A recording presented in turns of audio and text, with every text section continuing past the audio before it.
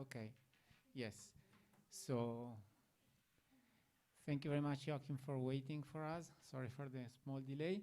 So here we go with the third lecture and discussion session by Joachim Brod on effective theory of dark matter. Okay, very good. Welcome back. I'll leave my camera switched off because I have the feeling there will be again internet problems if I leave it on. So, but I hope you can hear me.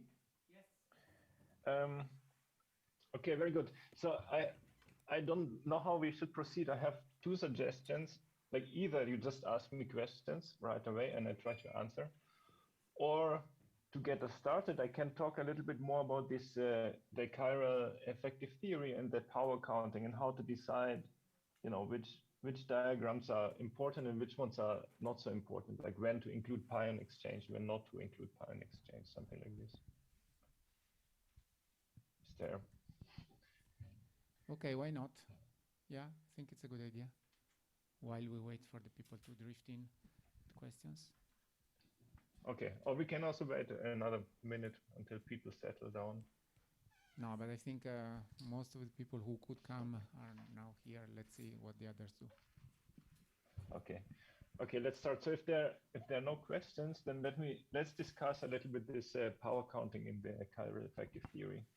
So what we have seen is, let me maybe back up a little bit and say, what is this chiral effective theory? So we have seen that at low energies, QCD is non-perturbative, so we cannot do an expansion in alpha S, in the strong coupling. That works at high energies for the LHC, and it works very well in QED, but it doesn't work at low energies for QCD because the coupling runs and it becomes large, and the series just doesn't converge anymore. So what we did as a strategy instead is we looked at the symmetries of QCD, and well, we have Lorentz symmetry, we have the QCD gauge symmetry, and we have the chiral symmetry, and we have parity, and so on, barrier number conservation, and so on. And then we try to find an effective theory that is expressed in terms of the low energy degrees of freedom, pions and nucleons, that has exactly the same symmetries. Okay, forget about gauge symmetry, that was wrong, but all the other symmetries, the global symmetries, should be the same.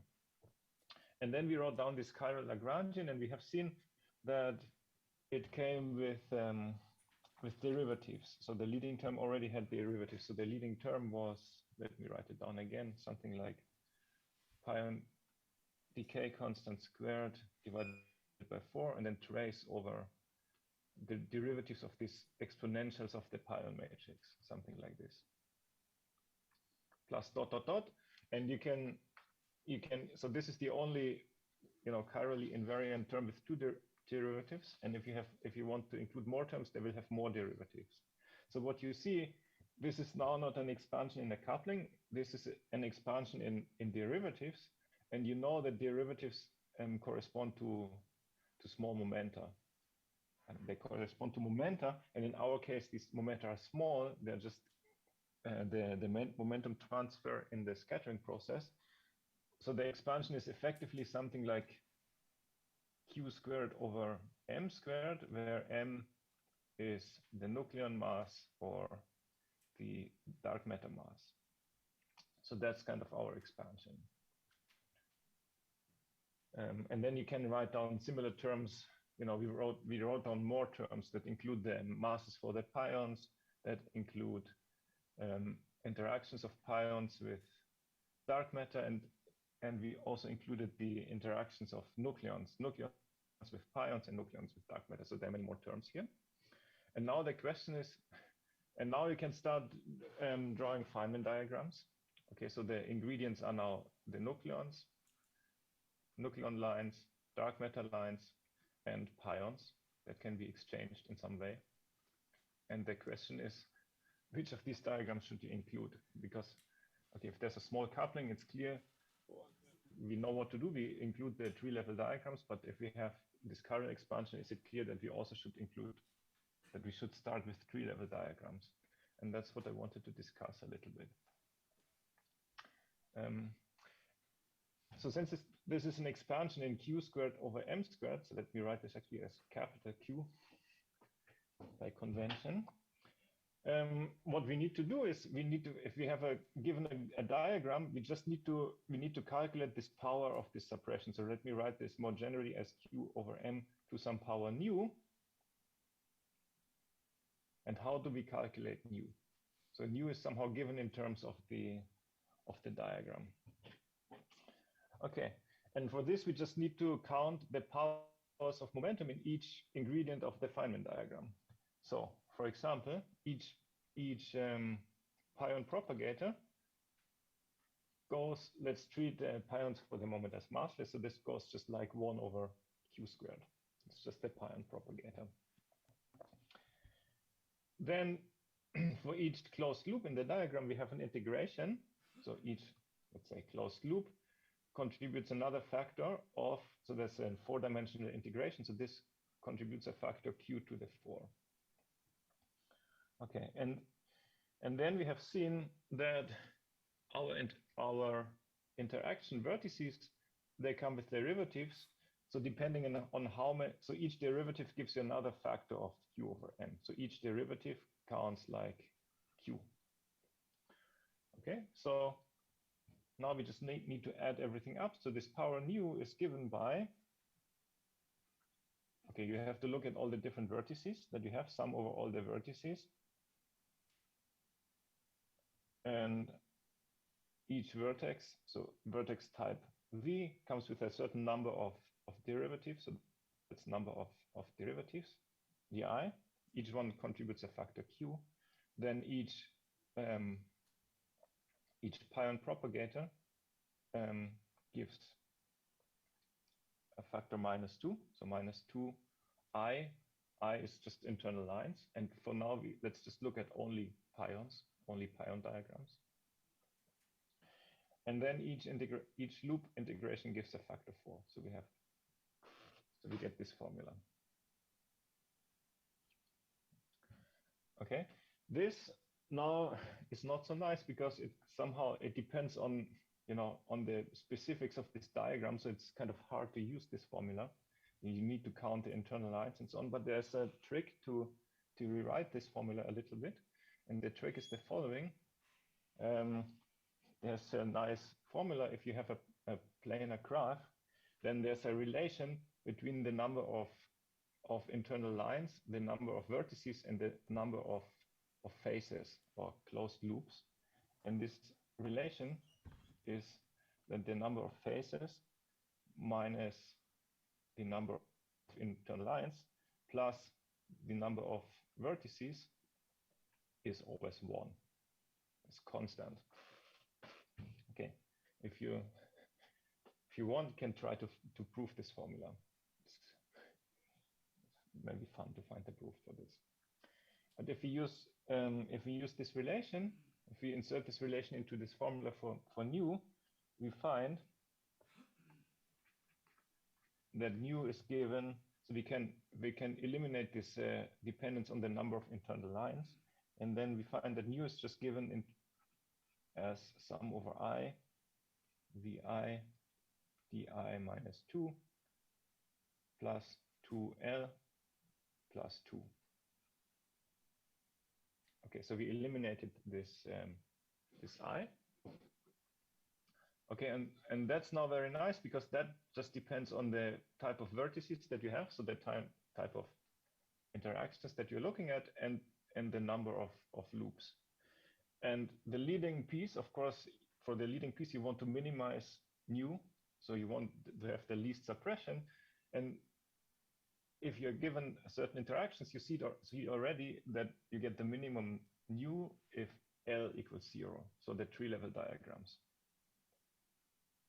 Okay? Does it make sense?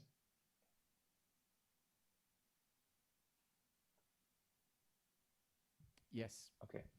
Okay, no protest. Okay, good. So that was only pions. So let's generalize this a little bit. So the first thing that we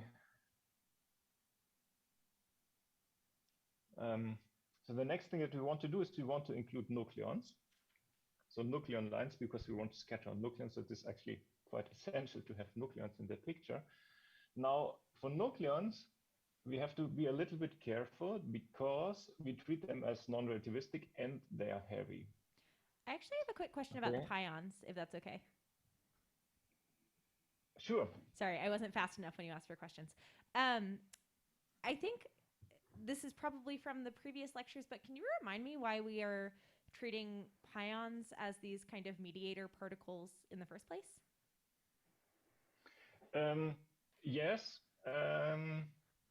I think I can answer this question better after we finish this discussion, but the short answer now is that in some cases, the leading interactions, like, now we will generalize this formula to include nucleons in dark matter. And then we will just see that for some interactions, the leading pieces involve pions. If you don't include the pions, you don't get the leading interactions. You get something that is much more suppressed, and that gives you just the wrong picture of what's happening. Okay, and this typically happens if you have like pseudoscalar or axial vector interactions. Like anything that is odd under parity will couple to single pions, and in this case, typically a pion exchange will be the leading term. Okay, and is that related to the spin of the pions? It's related. I think so. The pion is in some sense. So the pion is a spin zero particle. So it's a scalar, but it's a pseudoscalar in the sense that it has intrinsic odd parity. So right. It's related to the odd parity of the pion. Got it. Okay, thank you. Yeah, sure. Okay, yeah. So let's continue, and then we'll see the more detailed answer to the question. So we now want to do the same thing, the same counting. So we want to count like by how many powers of momentum the nucleons are suppressed. For this, we need the Nucleon Propagator. And so nucleon is a fermion, spin 1/2 fermions, and the propagator looks something like this. P slash plus Q slash plus M nucleon divided by P plus Q squared minus M nucleon squared. And so what is this? So P is kind of the nucleon momentum,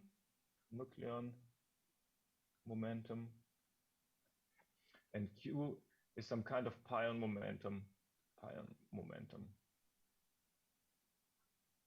So, if you have a nucleon line and then there's some interaction with a pion, there will be a momentum P here and then a momentum Q coming in here. So there will be a momentum P plus Q going here. Okay, so if there's pion interaction, so the general form of the propagator will be something like P plus Q is the momentum going through. So that's this P plus Q that's here. So that's the nucleon. That's the pion part of the momentum. So now the nucleon momentum has always this large. So we didn't do any rescaling here. So it has always this large mass piece, whereas the pion momentum is always small. So we want to essentially count the powers of the pion momentum, and so we write this as we take the limit that Q becomes small, and then we take the leading piece. So if we look first at the denominator, so P squared. Okay, so this is P squared plus 2P dot Q plus Q squared. P squared is actually just M nucleon squared. Yeah, it's just the for momentum squared. That's M nucleon squared. You see this one and this one. This piece cancels. The Q squared piece is more suppressed than the term linear in Q. So the denominator just goes like 2P dot Q. And in the numerator, we can just neglect this Q slash piece. So that goes like minus I P slash plus M nucleon. Okay, so in the low energy limit, that's how the Nucleon propagator goes. And just out of curiosity, this actually, so this MN, that's just Mn in some sense is just P0. It's just the momentum of the energy of the nucleon in the low energy limit. So you see this thing is proportional actually, is proportional again to this 1 plus V slash over 2 projector. So it's kind of consistent with what we did before. So that's just a side remark. Okay, so very good. So what do we learn from this? We learn from this that the nucleon line scales like 1 over Q. A nucleon propagator scales like 1 over Q.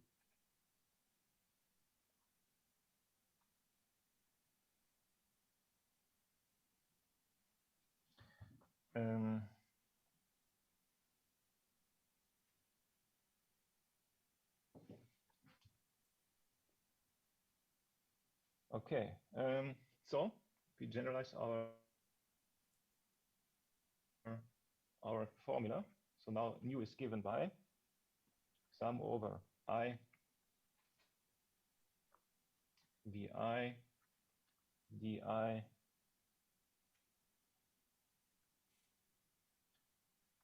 so that's just again the number of derivatives in the interaction vertices between nucleons and pions or between pions. And then let's just add another term d chi, and that's the number of derivatives in the interactions with the dark matter current. Since we always have only one dark matter particle going in and out, there's just one of these interactions. So let's just separate this out. Okay, so that's all the pion nucleon stuff, QCD stuff, let's say, and that's the dark matter interactions. Just count the number of derivatives. Each one gives a factor of Q. Then, as before, we have each pion propagator gives factor -2, power -2. Then, as we have just seen, each nucleon line gives a factor 1 over Q, so minus IN. So that's the number of nucleon lines. And then each loop integration gives a factor 4. And that's it. Okay. So that's the most general power counting formula for the suppression of the diagrams. Again, now this is not in a useful form because it depends on this number of internal lines, and that's kind of complicated to deal with. But we can again use this Euler formula that relates the faces, the edges, and the corners of a graph. So L minus number of pion lines minus number of nucleon lines plus number of vertices equals 1. That's exactly what we had before. That's just a constant that is 1. And then we can use another relation. And the other relation is that the number of nucleon lines is constant. So each nucleon that goes in will also come out. And that's just a consequence of the fact that we treat them as non-relativistic. They're heavy and non-relativistic, and there's not enough energy to create any nucleon pairs or nucleon antinucleon pairs. Okay, so we have another relation, which is given by 2 times the number of internal lines plus the number of external nucleon lines is just given by number of derivative, okay, given by the number of nucleon vertices. So essentially what this is saying is, each external nucleon line either ends in a vertex with a pion, or it goes just through the diagram. Okay, there's no nucleon line vanishing. Okay, so if we insert these two relations into our formula above, this becomes and then okay, let's do one more thing. No, okay, let's do first this. Let's do this in 2 steps. Okay, so we get the following nu. We can write this as sum over I VI number of derivatives plus NI over 2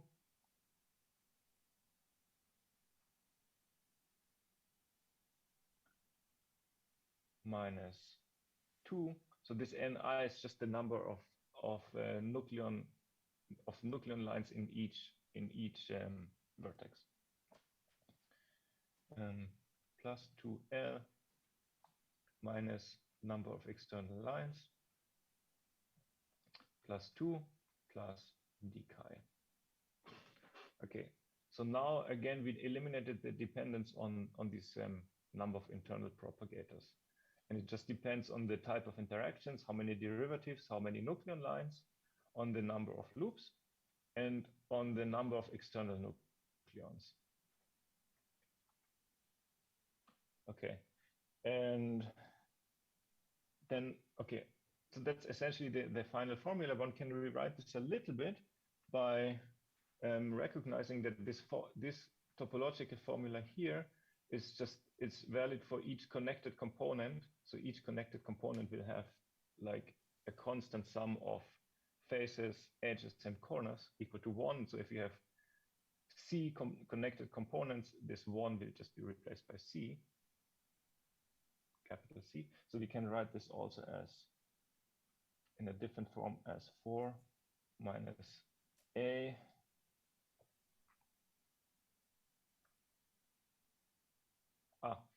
okay, one more thing. Okay, so connect the components, and then each, as I said, each nucleon line that goes in must also come out. So you can just replace this En over 2 by the number of nucleon lines. So like a nucleon line has a nucleon coming in and a nucleon coming out. So I write this just as A, and then I get 4 minus A minus 2 times number of connected components plus 2L, number of loops, plus this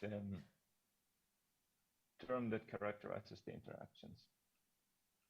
Di plus Ni over 2 minus 2 plus d chi.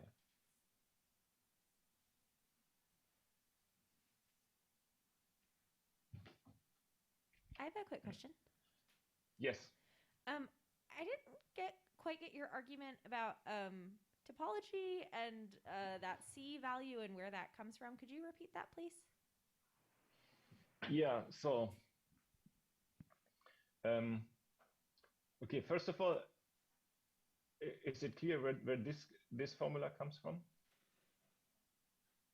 I think so. Yes. So, yeah, so that's just from like counting, like looking at each piece of a given diagram and counting with how many powers of momentum it comes, and just adding everything up.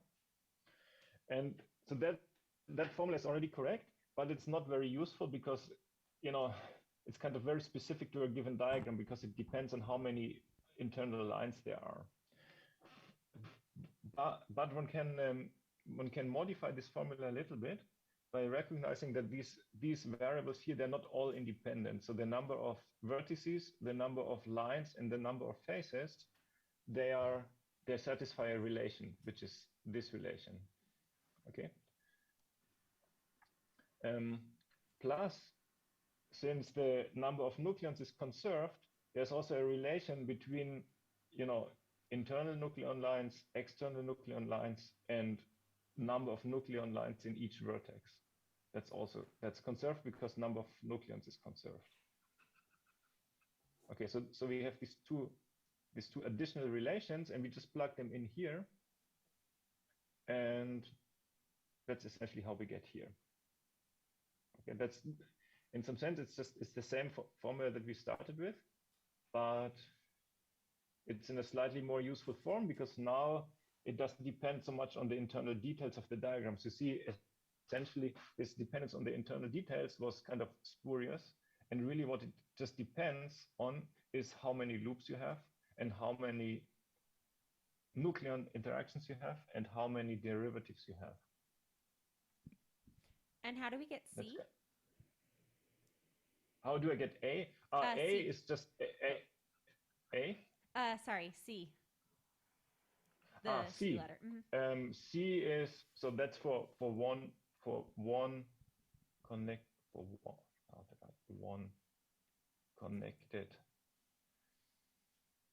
component.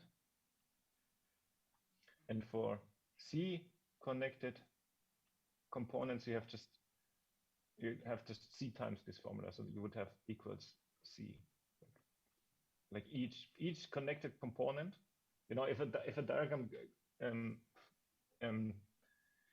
separates into two pieces, then like each individual piece will satisfy this relation. So if you have a diagram that looks like this, or a diagram that has another piece, just something like this, I don't know.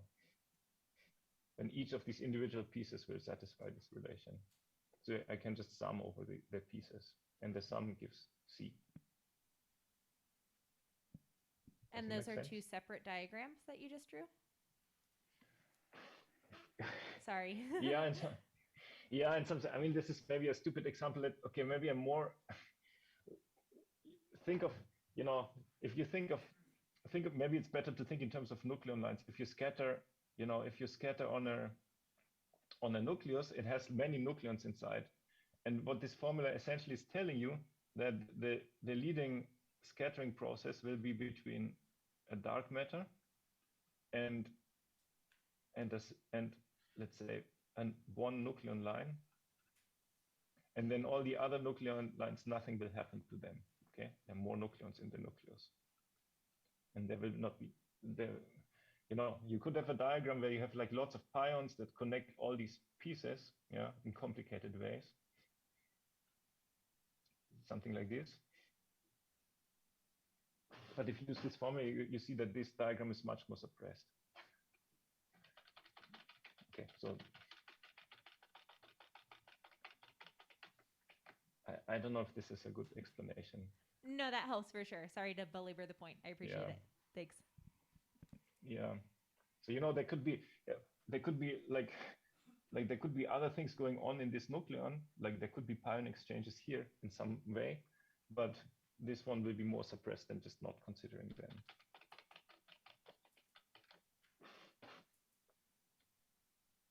Okay.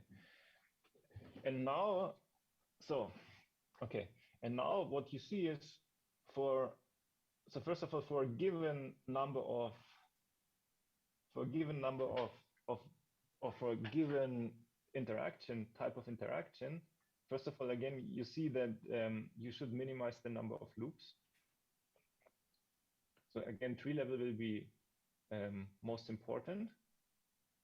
And then you can compare processes with nucleons and without nucleons. So by like setting this Ni to 0 or not to 0. And then you can just decide for a given interaction which diagrams are leading. And for now, if you look at the one example that we discussed, the exchange of a pseudoscalar, we have seen that the interactions that we have that do not, the interactions where the dark matter directly interacts with a nucleon has somehow this form. Yeah, there's no contact interaction between just the dark matter and the nucleon, because this is a pseudoscalar interaction, so there must be another pion. So now what do you do with this pion? So you can take this pion and make a loop out of it. Okay, but then you pick up a factor of 2 here. Okay. But we have also seen there are also interactions for a pseudoscalar interaction. There's just an interaction with just a single pion. And this pion can interact with the nucleon here. And now if you just calculate this power nu here, then you will see that this u is smaller than this u. Okay, so you see that this one is the leading interaction. And in this case, there's just this for pseudoscalar, this one doesn't exist.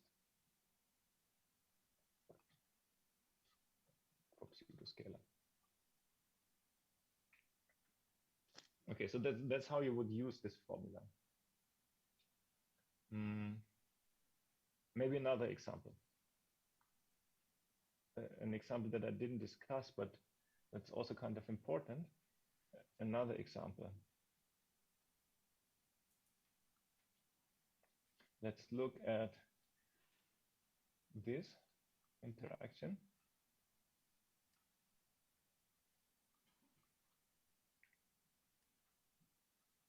So that's just an axial vector current. This would be the leading interaction if you have a Majorana dark matter particle, so and like a neutralino or something in SUSY. It doesn't have vector interactions, so it can only have axial vector interactions. And if you do the same analysis using this power counting formula for this interaction, you will see the following. There are two types of diagrams. So now you can actually have this contact interaction. And you can also have this one with a pion exchange. And in this case, it turns out that they're of the same order.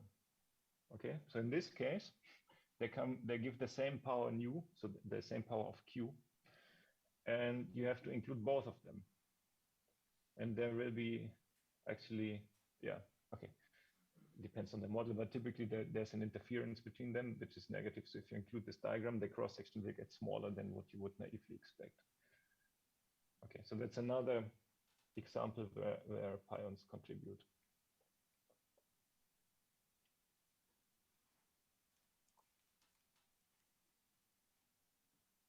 Yeah.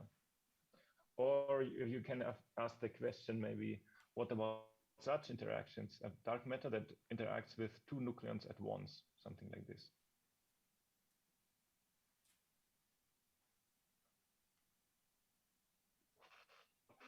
And if you analyze this using this power counting formula, you will see that this is always suppressed by 3 powers of q over m. So that always goes like the leading diagram plus 3. So that's always down by q over m to the power 3.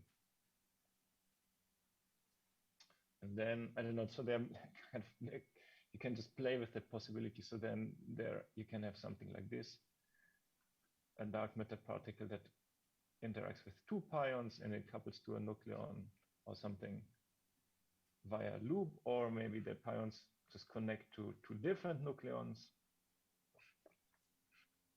something like this. And in this case, it depends again on the type of interaction, and sometimes the suppression is by additional 3 powers, and I think that so it's never of the same order, but sometimes the suppression is only q over m. Okay, and this is like numerically q over m is something like 30%. So if you're interested in 30% effects, sometimes you have to take into account either loops or interactions with 2 nucleons.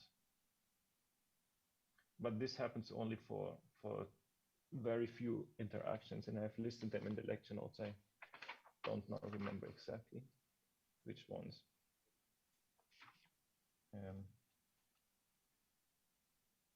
But it's written in the notes if you're interested. Okay. Yeah, so that's how one works with these chiral interactions. Even if it's non-perturbative, there's kind of a systematic expansion, and you have a very clear strategy of like which terms to include and which terms not to include. And okay, I should maybe also say that this gives you kind of the overall scaling of the diagrams. And then of course there can be coincidental factors or factors given by your model that multiply these scalings. So, if you're unlucky and there's a term that's suppressed by 1 power of q over m, but it comes accidentally with a large factor in the model, then you have to take it into account.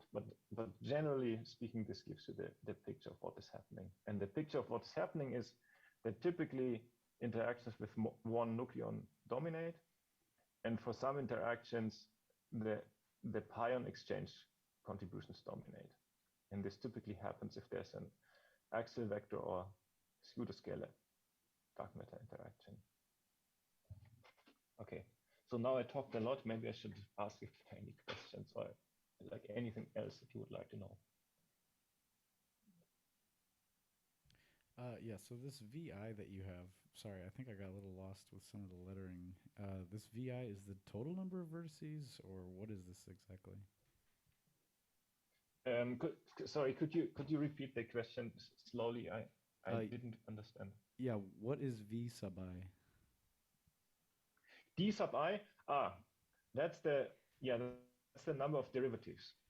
V as in For Victor? example, so you're talking about this one. V as in Victor. V.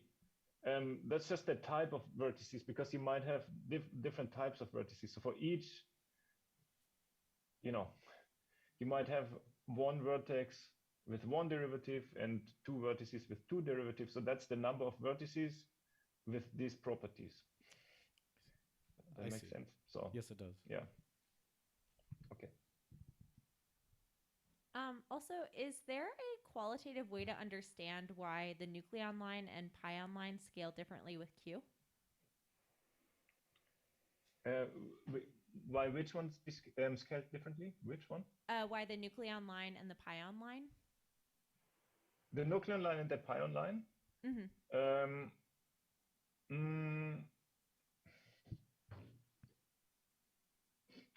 Good question. I think the reason is, let me see. I mean, first of all, the nucleon is a fermion, is a spin 1/2 particle. The pion is a spin 0 particle, and we treat and the nucleon is heavy. So I think that the essential thing that is happening is that in the denominator, this p squared piece cancels against the mass piece. So kind of the leading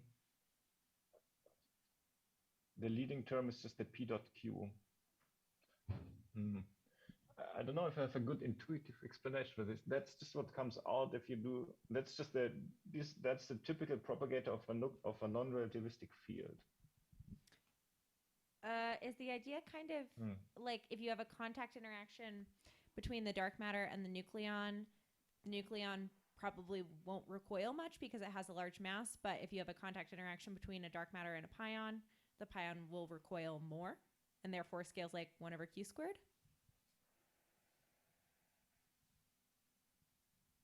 Yeah, if you exchange a pion, then this will scale like 1/q². Yes. Okay, thank you. Yeah, exactly, and that suppresses the momentum dependence. Yeah, that's one way to see it.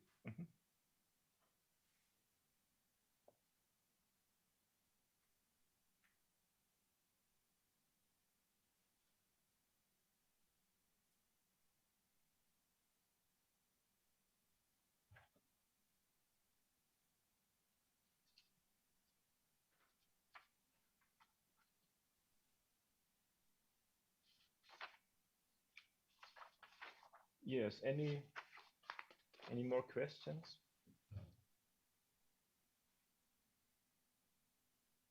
Or anything that we should discuss again, or? So yes, wait a minute, one here.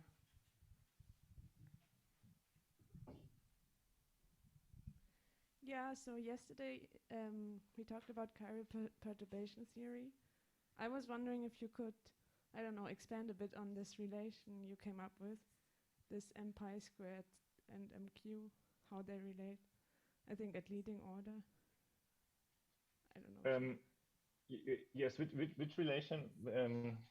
Which relation are you referring to? The one that m pi squared scales as mq.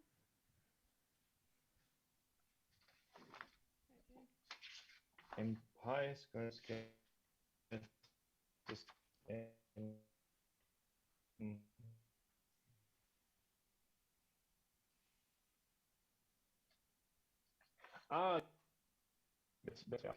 this relation. M pi squared is proportional to mq. Yeah.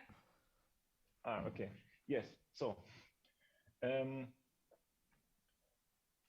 so yes, I can say something about this. So first of all, what are masses in a formal way? Masses are so if you write down the Lagrangian, then the coefficients of any terms that are bilinear in the fields are the masses. So like a quark mass term looks something like this, minus q bar mqq. So I have seen, so that there are two fields here, anti-quark quark. And for pions, the mass terms will look something like this, m pi squared times, I don't know, pi 0 squared, or pi plus, pi minus.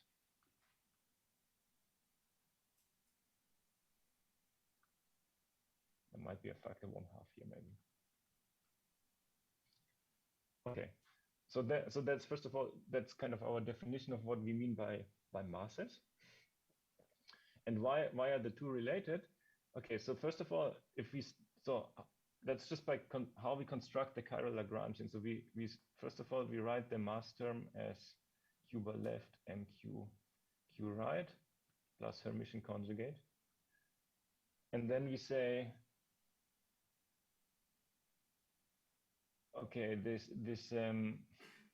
and we do the spurion trick. So we give this mq a formal transformation property that goes like v l mq vr dagger, and then we write down a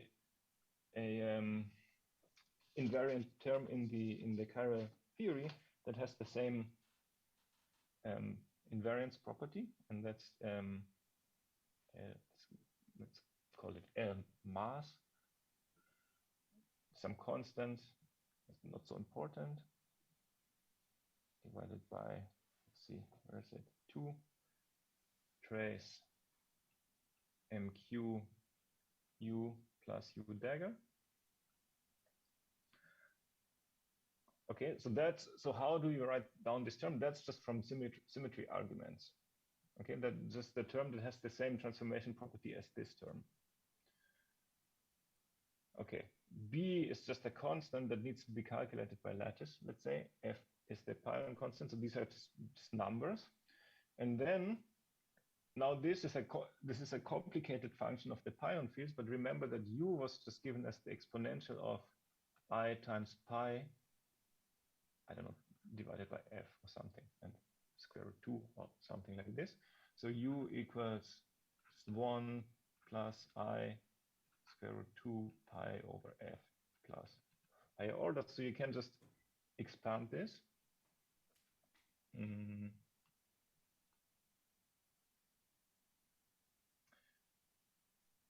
So these are 3 by 3 matrices.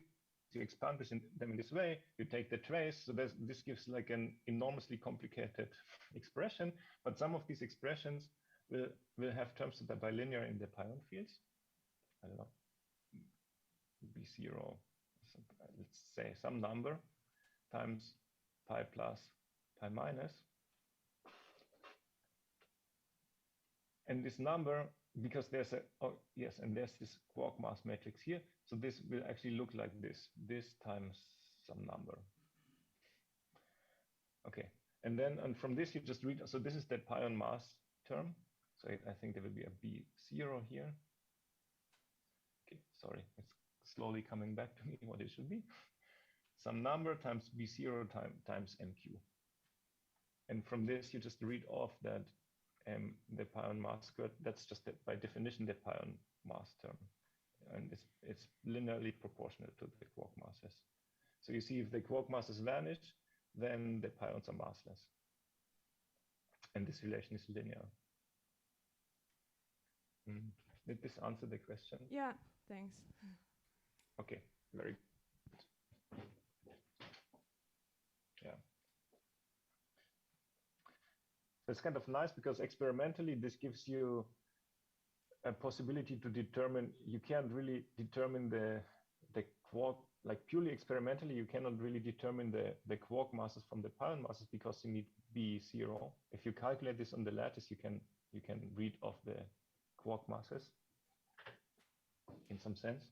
But if you take ratios of pion masses, then this B0 will drop out. And then, if you, for example, from the ratio of mk over m pi, you can somehow get, okay, that's a bit simplified, but you can get somehow the ratio of the strange mass over the up and down mass. Okay, again, just a side remark.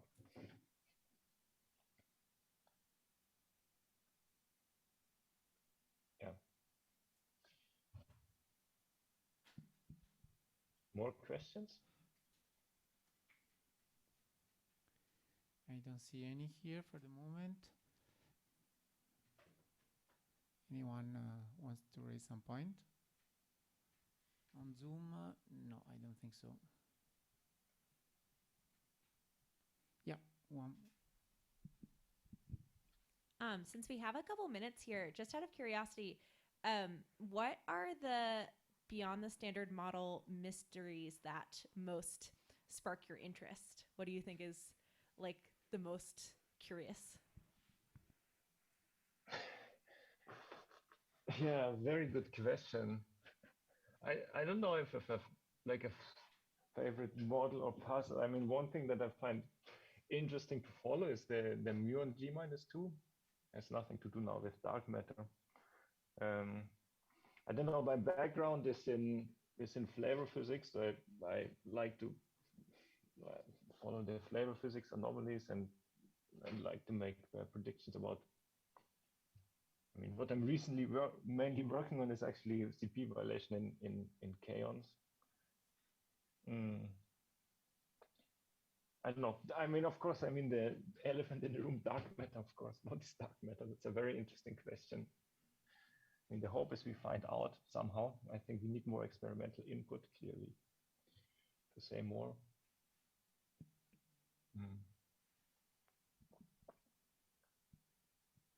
What else? I'm interested in the baryon asymmetry of the universe and new sources of CP violation. Yeah, that was the question. Just what personally, what is interesting to me. Yeah, so that sounds like an interesting list, complete one. So I don't know if there is nothing else we want to discuss with Joachim. I think that's it. So thank you very much, Joachim, for your availability and your flexibility and being here for us. Thank you.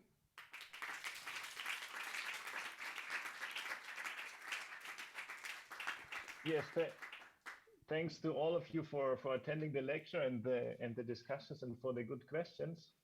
And you know, if you have any more questions, since I'm not around, unfortunately, but if you want to ask more, if you want to discuss, just send me an email, and I'll be happy to answer or to like even talk if you want. Let's hope to see you in person next time. Thank you. Bye bye. Yeah. Thanks. Bye bye.